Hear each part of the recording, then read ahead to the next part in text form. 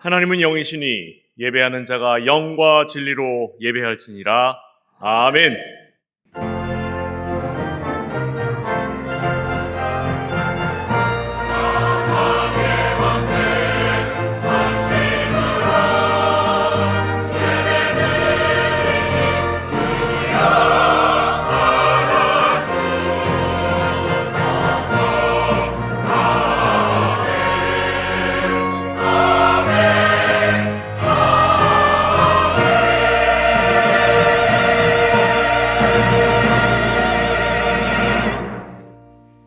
나는 전능하신 아버지 하나님 천지의 창조주를 믿습니다.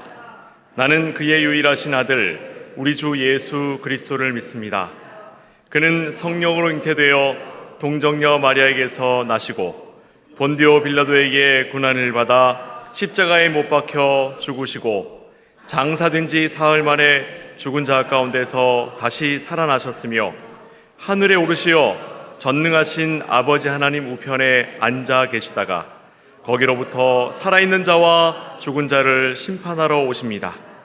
나는 성령을 믿으며 거룩한 공교회와 성도의 교제와 죄를 용서받는 것과 몸의 부활과 영생을 믿습니다. 아멘. 사람들은 무엇을 현재 기억하느냐에 따라서 미래의 방향이 결정됩니다. 다시 말씀드릴게요. 사람은 무엇을 기억하느냐에 따라 그 사람의 미래가 결정됩니다. 저는 여러분들보다 더 많은 사람들을 늘 접하고 삽니다.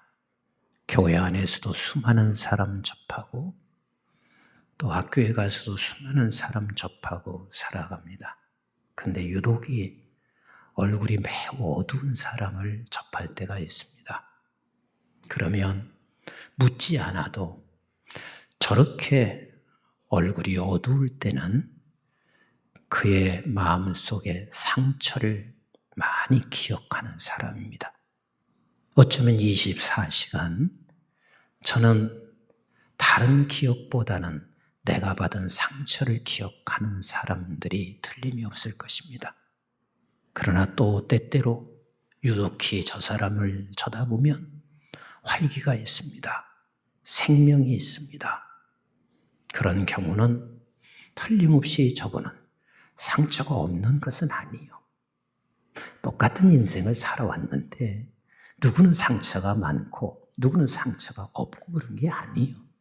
그러나 그 상처 속에서도 하나님의 선하신 은혜를 기억하는 사람들일 것이 틀림이 없습니다.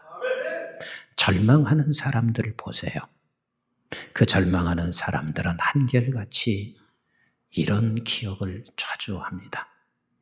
나는 지난 과거에 한 번도 성공한 적이 없어. 늘 실패하며 살았어. 그런 사람은 오늘 현재 그는 절망을 할 수밖에 없어요.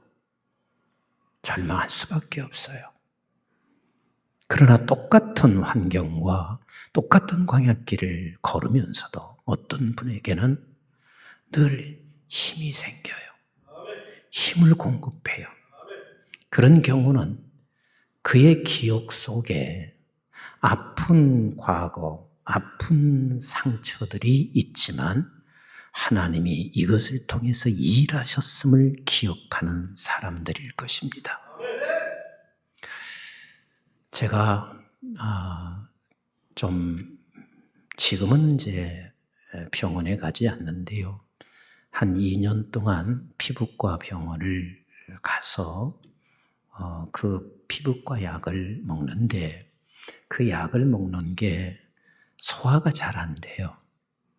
근데 이제 피부과에 제가 간 이유는 그래도 우리나라에서 유명하다는 의사를 찾아갔어요.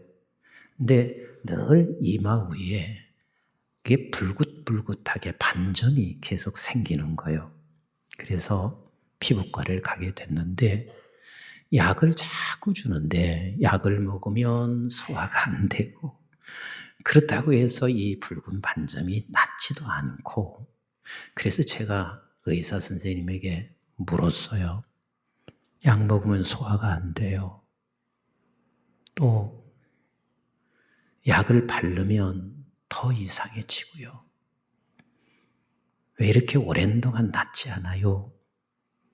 그랬더니 의사 선생님이 이렇게 말을 하셔요. 목사님, 스트레스를 너무 많이 받아서 그래요. 의사가 이렇게 말해요. 사람에게는 누구나 할 것 없이 코르티솔이라고 하는 스트레스 호르몬이 나온대요. 코르티솔이라고 하는 그 스트레스 호르몬이 나오는데, 맞나? 맞대요, 우리 홍 집사님 맞대요. 근데 그 호르몬이 나오는데, 그 호르몬이 많이 배출되면 붉은 반점이 생기든지, 아니면 여드름이 난다든지, 뽀록지가 난다든지, 이렇게 피부에서 반응으로 나타나는 것이래요. 그러니까 스트레스를 줄이셔야 되고 스트레스를 안 받아야 돼요. 근데 제가 가만히 보니까, 그래, 스트레스를 안 받아야 되는데 도대체 어떤 방법으로 스트레스를 안 받고 사나? 나만큼 스트레스 안 받는 사람도 없을 텐데, 그럼 분명히 나타나는 것은 스트레스 아닌가? 그러면서 여러 가지 생각하는 중에 제가 깨달은 게 하나가 있었습니다. 아하, 마음과 피부는 연결되어 있구나. 이것을 의사가 하는 말을 통해서 깨달았어요. 마음과 피부는 연결되어 있구나. 감정과 피부는 연결되어 있구나. 저 사람이 어두운 모습과 저 사람의 절망적인 모습은 이미 마음속에 상처가 가득 기억되는 사람이요. 저 사람 마음속에 지난날 나는 하는 일마다 실패한 사람이야. 이 실패를 기억하는 사람이요.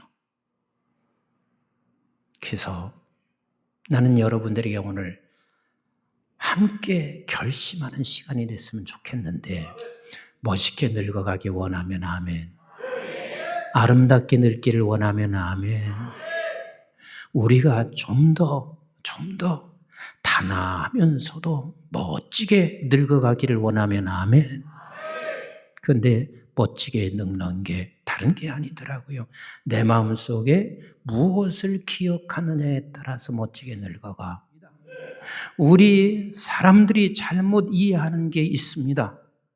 여러분, 사단은요, 미래를 빼앗아 가는 것이 아니에요. 사단은 우리의 미래를 빼앗아 가는 것이 아니라 먼저 우리의 기억을 흐리게 만들어. 기억을 흐리게 만들면 우리의 미래가 빼앗겨지는 거예요. 근데 우리 사단은 미래를 빼앗아 간다고 생각하지만, 미래를 빼앗아 가기 전 사단이 하는 것은 기억을 흐르게 만들어요. 그래서 우리는 받은 상처와 아픔의 기억만 남게 해서 우리 미래를 열어가지 못하는 사람이 한둘이 아닌 거예요. 우리는 그래서 기억해야 할 것을 기억해야 돼요. 그래서 성경은 이렇게 말하고 있어요. 신명기 8장 2절로 3절 말씀 같이 한번 읽어봐요. 시작. 네 하나님 여호와께서 이 40년 동안에 네게 광야길을 걷게 하신 것을 기억하라. 이는 너를 낮추시며 너를 시험하사 내 마음이 어떠한지 그 명령을 지키는지 지키지 않는지 알게 하심이라. 너를 낮추시며 너를 줄이게 하시며 또 너도 알지 못하며 내 조상들도 알지 못하던 만나를 네게 먹이신 것은 사람이 떡으로만 사는 것이 아니요 여호와의 입에서 나오는 모든 말씀으로 사는 줄을 네게 알게 하려 하심이라 말씀하시고 계세요. 그러면 하나님께서 말씀하시고 있는 것은 너 40년간 광야길을 걸어가는 것을 기억해라. 기억해라. 그럼 뭘 기억하는 거예요? 40년 동안 그 어떤 누구도 이스라엘 백성들 단 한 사람도 예외 없이 똑같은 광야길을 걸어왔습니다. 근데 그 광야길을 걸으면서 상처가 있었다 없었다? 있어요. 너와 나와의 이 공동체 안에서, 그 관계 안에서 우리가 많은 아픔이 있었다 없었다? 있었어요. 수많은 아픔과 상처, 이것들이 40년 광야길 속에 저들은 다 있었어요. 근데 하나님께서는 기억하라 하는 말이 이 상처를 기억하라 이 말이 아니에요. 네가 광야길 40년 걸어가는 날 동안 기억하라 하는 이 말은 너 홍해를 건넜던 거 기억하지 않나? 왜 그거 잊고 있나? 네가 내 힘으로 홍해를 건넌 줄 아나? 하나님께서 하나님의 은혜로 이 홍해를 건넜다는 사실을 네가 알고 있지 않나? 그래서 광야길을 걸어가는 그 순간순간마다 하나님이 너를 건져 구원하신 것을 네가 이것을 기억해라. 물론 광야길을 걸어가는 날 동안 네가 많이 힘든 건 내가 모르는 거 아니야. 그러나 광야길을 걸어가는 날 동안 네가 단 하루라도 한 끼라도 굶은 적이 있었나? 날마다 만나를 통해서 너에게 하나님께서 매일매일 같이 공급하신 그것을 기억해야 된다. 광야길을 걸어가는데 물이 필요한 건 내가 모르는 거 아니다. 그래서 물이 없어서 너희들이 힘들기는 했을지 모르지만 그러나 네가 물이 없어서 지금 40년 동안 그 광야길 걸어오는 동안 네가 죽었나? 반석에서 물을 대신 하나님, 너에게 물을 공급하지 않았으면 네가 어떻게 살아갈 수 있었나? 우리는 결국은 40년 그 길을 걸어오는 날 중에 우리는 선택의 기로에 서 있는데 두 가지 선택이야. 하나는 이 광야길 너무 버거워서 너무 힘들었어. 태양볕 앞에서 내가 하루하루 살아가는 게 너무 고달팠어. 그렇지만 여러분, 이 광야길에서 하나님께서 구름 기둥을 내리신 것을 여러분들이 아시잖아요. 이스라엘 백성들도 그래. 태양볕에서 내가 고통스러웠던 것만 기억하는 사람이 있고 그 태양볕에서 하나님께서 구름 기둥으로 그리고 밤에는 추운 것만 기억하는 사람이 있는가 하면 하나님께서 불 기둥으로 내 앞서서 인도하셨던 것을 기억하는 사람이 있습니다. 하나님은 그것을 기억하라는 이야기예요. 여러분, 상처와 아픔을 잊으라. 여러분 어떻게 잊어요? 상처 아픔을 잊는 것은요, 잊은 사람이 있다고 하면 그를 데리고 정신병원에 가보셔야 돼. 잊을 수 없어요. 내가 너와 나 사이에 내 가정에서 교회에서 겪었던 이 모든 이 상처와 아픔을 잊을 수 있는 사람은 없어요. 못 잊는 거예요. 그러나 하나님께서 우리에게 주어진 그 은혜를 기억하며 너는 살기를 원하시는 거예요. 그것이 결국은 상처를 이기게 하시는 하나님이신 거예요. 하나님께서 귀하게 쓰임받은 모든 사람들을 보세요. 이 두 가지 선택길에서 언제나 은혜를 기억한 사람을 하나님이 쓰셨어요. 그 사람에게 미래가 있는 법인 거예요. 여러분들이 한번 생각해 보세요. 나는 지금 몇 살인가? 나 60살이야. 나 50살이야. 70살이야. 그러면 70살을 살아오신 인생 속에서 저 사람은 아무런 상처가 없고 나만 상처가 있나? 저 사람은 아무 상처가 없는 것 같지만 그 사람도 똑같이 70년의 인생 여정은 다 광야길이요. 그에게 아픔이 없는 사람이 단 한 사람도 없어요. 다만 70세의 인생 속에서 그가 일어나 미래를 끌고 가는 리더자는 누구냐면 그 70년의 삶 속에 상처와 아픔만 기억하는 것이 아니라 하나님께서 내가 그때그때 일으켜 세워주신 것을 기억하는 거예요. 그래서 신명기 8장 2절과 3절에 하시는 말씀이 저들 너 기억해라. 40년간 이끌어오신 것을 기억해라. 그러면 네가 기억하면 무엇을 알게 되냐면 너가 그런 과정을 겪게 함으로 말미암아 하나님께서 너에게 얼마나 크신 은혜를 선하게 이끌어 주신 것을 알게 될 거야. 네가 그 일이 없었으면 어떻게 네가 겸손해질 수 있었겠나? 네가 그 일이 없었으면 어떻게 네가 낮아질 수 있겠나? 하나님은 그런 것을 생각하고 알게 하심으로 말미암아 너는 40년, 70여 년 평생을 살아오는 상황에서 이것을 기억한 사람들, 미래를 끌고 가는 리더자가 될 수 있어요. 다윗 보세요. 이 자리에 앉아있는 분들 다윗만큼 아픈 상처가 있으신가요? 다윗은 자기를 위해서 살지 않았어요. 나라를 위해서 목숨을 내건 사람이요. 그런데다가 자기 장인은, 당신의 장인은 왕이요. 그러면 장인이 아니어도 나라를 위해서 내가 헌신했으면 그 사람을 최고의 우인으로 세워줘야 하는데 다윗은 장인에게 받은 상처는 이루 말할 수 없어요.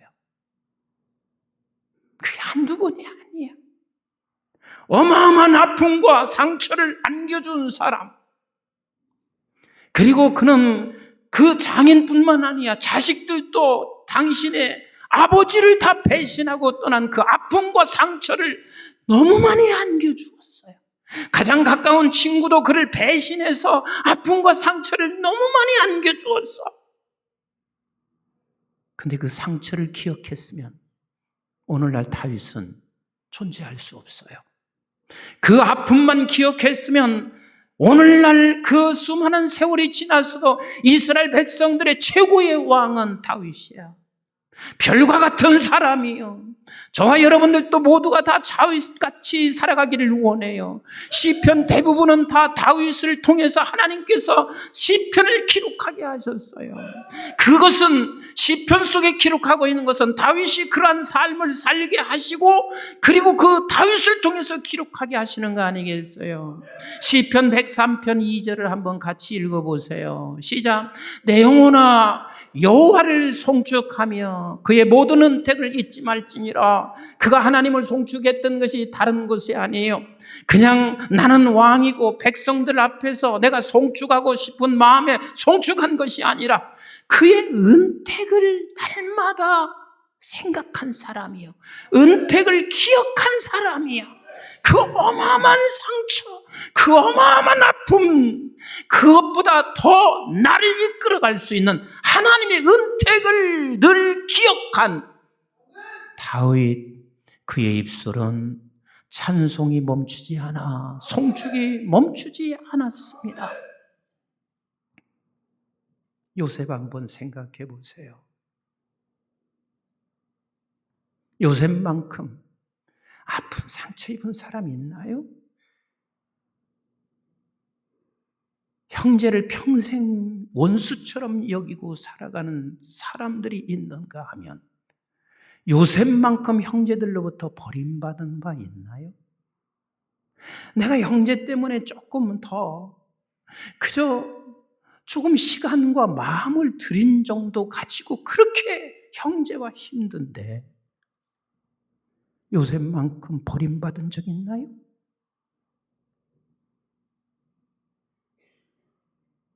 만약에 요셉이 그 아픔과 상처만 생각했다고 생각해 보세요. 사람들이 생각할 때 요셉처럼 요셉과 같은 아들을 두고 싶은 마음이 다 있어요. 그런데 요셉과 같이 두고 싶은 마음이 뭔 줄 아세요? 국무총리야. 한 나라를 다스리는 사람이야. 근데 사실 요셉의 가장 훌륭한 점이 뭔 줄 아세요? 그런 아픔과 상처를 수없이 받았던 요셉이지만 그 요셉은요 언제나 하나님께서 선으로 이끌어 오신 것을 기억한 사람이야. 그래서 요셉이 훌륭한 거예요. 그것을 우리는 배울 수 있어야 돼요. 그러면 반드시 우리는 말과 표정 속에서 반드시 그게 나올 수밖에 없어요. 수없이 읽은 말씀이지만 창세기 50장 20절 말씀을 같이 한번 읽어보세요. 요셉이 죽기 전에 이 고백할 수 있었던 것은 그가 마지막 순간까지 이 은택을 기억한 기억하는 사람이었어요. 20절 같이 봅니다. 시작.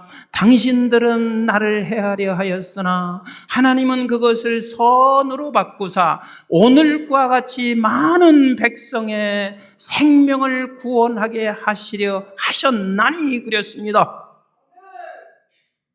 그 아픔, 상처 나 잊은 게 아니에요. 요셉이 그것을 잊은 게 아니에요. 못 잊게 되어 있습니다. 그런데 이것을 선으로 바꾸신 하나님의 은혜를 기억하는 거예요. 그게 요셉의 훌륭한 점일 뿐만 아니라 그것이 요셉만 그렇게 가기를 원하는 게 아니라 우리 모두에게 그렇게 그런 선택의 기억을 하기를 원하시는 우리 하나님이세요. 사람과 사람 사이의 관계도 동일합니다. 이 관계가 가장 어려운 사람이 누군 줄 아세요? 늘 내게 상처 아픔 준 것만 기억하는 사람은 너와 나의 관계를 살아가는데 굉장히 힘들어요. 근데 어떤 사람이 가장 편안한 사람인 줄 아세요? 부부관계도 마찬가지요. 너와 나의 관계가 가장 편안한 사람은 하나님께서 너와 나와 만난 것, 이 관계 안에 하나님이 선한 것을, 은혜를 기억하는 사람, 제일 편안한 사람이에요. 하나님께서는요, 이것을 기억하라 말씀하실 때는 이것을 기억하지 못하면 너는 미래가 없어. 이거 기억하지 못하면 너는 미래가 없어. 같이 합시다. 이것을 기억하지 않으면 뭐가 없어요? 미래가 없어. 미래가 없어. 그래서 하나님께서 이렇게 신명기 8장을 이어서 11절부터 이렇게 말씀하시고 계세요. 우리 한번 같이 읽어보도록 할까요? 시작. 내가 오늘 네게 명하는 여호와의 명령과 법도와 규례를 지키지 아니하고 네 하나님 여호와를 잊어버리지 않도록 삼갈지니라. 네가 먹어서 배부르고 아름다운 집을 짓고 거주하게 되며 또 내 소와 양이 번성하며 내 은금이 증식되며 내 소유가 다 풍부하게 될 때에 내 마음이 교만하여 내 하나님 여호와를 잊어버릴까 염려하라. 이게 얼마나 무서운 얘기예요. 네가 성공하는 거 좋아. 네가 많은 것을 소유하는 것 좋아. 높아지는 거 다 좋아. 그런데 너에게 정말 중요한 자산이 뭔 줄 아느냐? 너에게 하나님께서 베풀어 주신 은혜를 기억하는 것. 이것을 놓치면 너는 곧 그게 교만으로 가고 그리고 곧 너는 패망으로 가는 것. 내 미래는 전혀 보장이 되지 않는 것. 그래서 진짜 자산이 뭔 줄 아세요? 우리가 가져야 할 자산이 뭔 줄 아세요? 집 하나 좋은 것 갖는 게 자산이 아니요. 돈 좀 많은 게 자산이 아니요. 그것을 정말 지키고 싶으면, 그것이 미래로 가기를 원하시면 반드시 기억해야 할 것은 내 마음속의 기억이요. 오늘 본문은요, 언뜻 들어보면 우리는 이렇게 생각할 수가 있습니다. 하나님께서 3대 절기를 말하며 그 3대 절기를 지켜라, 규례를 말하고 이렇게 지켜라, 이렇게 말씀하시는 것처럼 들릴 수가 있습니다. 오늘 본문에서 세 절기를 반드시 말하고 있습니다. 근데 여기서는 지키라는 규례보다는 더 깊은 내용이 담겨 있습니다. 그 깊은 내용이 뭔 줄 아세요? 이 절기를 지키기 전 네가 기억할 게 있다. 그 첫째가 무교절이야. 무교절이라고 하는 것은 네가 홍해를 건넌 사건이 아니야. 하나님께서 너를 애굽에 살고 있었던 너를 내가 전적으로 몰아냈어. 너는 갈 수 없는 사람이야. 그래서 내가 등으로 또 밀어냈어. 그리고 홍해가 있을 때 홍해를 네가 건널 수 있는 존재가 아니잖아. 그런데 내가 홍해를 건너게 했다. 이것을 기억하라는 말이에요. 다시 말하면 하나님께서 너를 구원케 하신 그 은혜를 기억해라. 절기를 어떻게 지키라는 그 규례이기 전에 기억하지 아니하는 사람은 무슨 절기를 지켜도 이건 종교적 행위일 뿐인 거예요. 그리고 말씀해요. 맥주절 지켜라. 너 광야를 지나 결국은 네가 이제는 새 땅에 임했을 때 너가 추수를 했어. 그런데 첫 이삭을 거두었다. 근데 첫 이삭을 거두는 그 순간 네가 수고했음을 성경은 말하고 있어요. 네가 수고했다. 근데 여기서 맥주절기를 지키는 것은 기억에서 나요. 내가 분명히 수고했어요. 내가 시간 들였어요. 내가 노력을 했어요. 근데 이 수확을 바라보며 하나님이 수확해 하신 것을 기억하는 거예요. 하나님의 은혜를 기억하는 거예요. 아멘이신가요? 그래서 우리는 맥주절기를 지키라고 말씀하시는 것은 네가 한 것 내가 모르는 거 아니야. 그래서 성경이 또 말하고 있잖아. 네가 수고하여 얻은 첫 곡식을 드려라. 네가 수고한 건 맞아. 네가 애쓴 건 맞아. 그런데 너는 기억해야 할 게 있어. 수고한다고 해서 크게 열매가 거두어지는 줄 착각하지 말아라. 네가 수고한다고 해서 목회가 된 줄로 착각하지 말아라. 하나님이 도우셔서 된 일이라는 사실을 기억해라. 그리고 수장절을 말씀하셔요. 그 수장절은 뭐예요? 모든 곡식을 다 거둔 후에 마지막 순간에 하나님 앞에 수장절을 지키며 감사를 드리는 거요. 그 수장절을 우리는 지켜야 되는데 항상 마무리하면서 하나님께서 우리에게 여기까지 은혜를 베풀어 주신 것을 기억하는 거요. 조금 전에도 설명했지만 목사의 진정한 성공은 다른 게 아니요. 목사의 진정한 성공은 하나님이 여기까지 하셨습니다. 목사 기도했지요. 목사 애썼지요. 그래서 우리는 이렇게 생각할 수 있어요. 목사가 재물이 깨끗했고 이성 문제 깨끗했고 다 잘 살아왔어요. 그래서 이렇게 말할 수 있으면 그는 성공한 목회자가 아니에요. 역시 나는 이성에도 깨끗했고 재물에도 깨끗했고 오직 목양 일념에 살아왔어. 그래서 나는 확실히 훌륭한 사람이야. 이렇게 기억하는 사람이면 성공한 목회자 아니에요. 다윗은 해서는 안 될 몹쓸 짓을 한 사람이요. 그럼에도 불구하고 다윗이 하나님 앞에 높이 드는 것은 언제나 하나님의 은택을 기억할 줄 아는 사람이었습니다. 수장절이 되면 항상 그것을 기억해야 돼요. 그래서 우리 하루의 시작은 이렇게 시작해야 돼요. 매 순간마다 하나님께서 오늘 또 구원시켜 주신 은혜와 그리고 오늘 또 시작하게 하시는 은혜와 그리고 오늘 하루를 마치게 하신 은혜를 기억하는 사람. 우리가 눈을 떴어요. 눈을 뜨면 이 3대 절기를 매일 지키는 사람이 있어요. 하나님, 오늘 또 나를 구원시켜 주신 은혜 감사해요. 오늘 또 눈을 떠서 하루를 내가 생명과 호흡하며 살아갈 수 있는 것을 감사해요. 그리고 하루를 마무리하면서 여러분 하루 마무리하면서 얼마나 고된 일이 많이 있겠어요.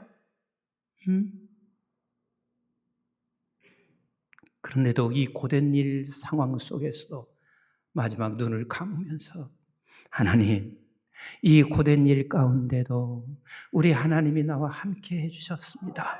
이것을 기억하는 사람, 이 사람이 매일매일 하루하루가 쌓여 인생의 마무리를 가장 값지게 할 수 있습니다. 사랑하는 성도 여러분, 저나 여러분 모두가 다 한결같이 멋지게 늙어 가십시다. 돈을 처바르지 않아도 멋지게 늙어갈 수 있는 것은 내 마음속에 은혜를 기억하는 사람이 멋지게 늙어갈 수 있어요. 아멘이신가요? 그런데 어떻게 하면 우리가 이걸 기억할 수 있나요? 어떻게 하면 이게 기억될 수 있나? 눈 뜨면 은혜가 먼저 기억되나요? 아픈 상처가 먼저 기억되나요? 대답 좀 해보세요. 눈을 뜨고 나면 나에게 상처 준 사람을 쳐다보면 상처가 먼저 기억되나요? 은혜가 기억되나요? 상처가 기억되잖아요. 상처가 기억되잖아요. 어쩔 수 없어요. 그래서 하나님께서 우리에게 너 어쩔 수 없는 인간인 거 내가 알아. 그래서 하나님께서 우리에게 작정하신 게 있어요. 성령을 너에게 보내주시기로 작정하신 거예요. 그래서 성령은 가장 최고의 부모예요. 성령은 가장 최고의 친구세요. 성령은 우리에게 가장 최고의 스승이세요. 예수님의 제자들 보세요. 십자가에 달려 죽는 순간 저들은 다 도망쳤어요. 예수님이 부활하셨어요. 이 부활하신 예수님은 그냥 영이 아니에요. 저들에게 찾아가서 3번씩이나 만나서 조반을 먹고 함께 대화하고 함께 만졌어요. 그리고 주님이 승천하셨어요. 그럼에도 불구하고 저들은 모두가 다 한결같이 제 갈 길 다 가버렸어요.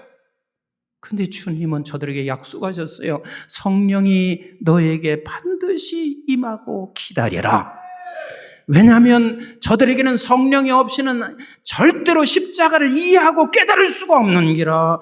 부활하신 주님을 본다 할지라도 그것이 나와 상관이 있는 게 아니라 예수 그리스도께서 산채로 승천하시는 것을 보았어도 나와 상관이 있다는 사실을 전혀 알지 못하는 기라. 성령이 오셔야만 됐어요. 성령이 임하셔야만 그것이 깨달아질 수가 있는 거예요. 그래서 오늘 본문 14장 요한복음 14장 26절에 이렇게 말씀하시고 계세요. 시작. 보혜사 곧 아버지께서 내 이름으로 보내실 성령 그가 너에게 모든 것을 뭐예요? 가르치고 내가 너에게 말한 모든 것을 생각나게 하시리라. 성령이 아니면 생각이 나지 않습니다. 성령이 아니면은 우리는 아픔과 상처밖에는 생각이 나지 않습니다. 고린도전서 2장 12절에도 이렇게 말씀하시고 계세요. 시작. 우리가 세상을 받지 아니하고 오직 하나님으로부터 온 영을 받았으니 이는 우리로 하여금 하나님께서 우리에게 은혜로 주신 것들을 알게 하려 하심이라. 하나님의 영이 아니고는 하나님께서 나에게 오늘 은혜로 주신 것을 알 수가 없는 거예요. 그러니 아픔과 상처와 내 갈기갈기 찢어진 것밖에는 생각이 더 나지 않아요. 그런 사람은 미래가 없는 거예요. 그 사람이 지도자가 될 수가 없는 거예요. 하나 더 보실까요? 요한일서 2장 27절을 같이 한번 읽어볼래요? 시작. 너희는 주께 받은 바 기름 부음이 너희 안에 거하나니. 기름 부음이 성령이에요. 시작. 아무도 너희를 가르칠 필요가 없고 오직 그의 기름 부음이 모든 것을 너희에게 뭐예요? 가르치며 또 참되고 거짓이 없으니 너희를 가르치신 그대로 주 안에 거하라. 그러니까 성령이 오셔야 가르쳐요. 우리 한번 따라서 합시다. 성령님이 최고의 부모다. 성령님이 최고의 친구다. 성령님이 최고의 스승이다. 하나님은 성령을 그래서 보내주시기로 작정하시고 계신 우리 하나님이십니다. 그래서 하나님은 너무 잘 아시기에 우리에게 성령을 약속하셨어요. 성령 강림 주일이라 하니 우리는 이렇게만 생각할 수 있어요. 초대교회에 하나님께서 이 성령에 강림하셔서 이런 역사가 일어났다는 것을 기념하기 위해서 성령 강림 주일을 주시는 거 아니에요. 또 성령 강림 주일이니까 그렇게 우리도 또 다른 기적을 한번 맛보기를 원해서 성령 강림 주일을 하나님께서 기억하게 하시는 게 아니에요. 성령이 없이는 아무것도 할 수 없다는 것. 성령이 없이는 우리는 상처와 아픔만을 기억할 수밖에 없다는 것. 하나님은 이것을 아시고 너 성령 놓치면 다 넘어진다. 네 가정 기저도 흔들려지기 시작한다. 성령이 진정한 부모란다. 성령이 최고의 친구란다. 성령이 최고의 스승이란다. 그래서 누가복음 11장 13절은 이렇게 말씀하시는 거예요. 같이 읽어요. 시작. 너희는 악할지라도 좋은 것을 자식에게 줄 줄 알거든 하물며 너희 하늘아버지께서 구하는 자에게 성령을 주시지 않겠느냐 하시니라.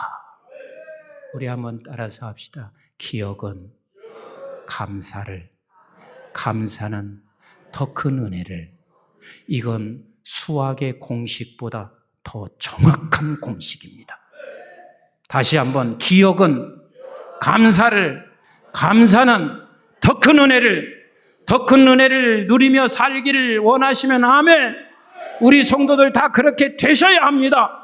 멋지고 아름답게 늙어가기를 원하시면 아멘. 그렇게 하셔야 합니다. 그러려면 기억이 출발입니다. 기억에서부터 시작됩니다. 모든 망가지는 것은 망각에서부터 시작되는 거예요. 그 기억을, 아름다운 기억을, 하나님의 은혜를 기억하는 것은 성령님 밖에는 없습니다. 날마다 성령 친구 삼으시고, 날마다 성령을 우리의 부모 삼으시고, 날마다 성령을 우리의 스승 삼으시면서 더 큰 은혜를 누리는 저와 여러분들 되시기를 주님의 이름으로 축복합니다.